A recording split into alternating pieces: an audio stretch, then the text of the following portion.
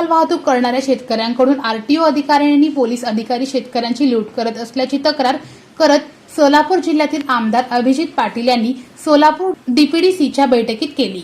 Overload गाड्यांवर कारवाई न करता कृषी माल वाहतूक करणाऱ्या शेतकऱ्यांकडून दर महिन्याला हे अधिकारी प्रत्येक 1500 ते 3500 रुपये हप्ता वसूल करतात।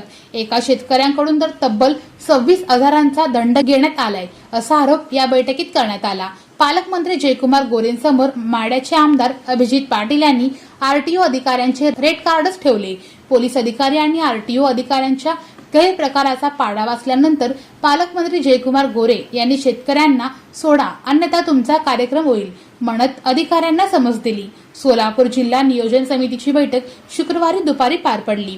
या बैठकीत आरटीओ अधिकाऱ्यांविरोधात अनेक आमदारांनी तक्रारी केल्या आहेत।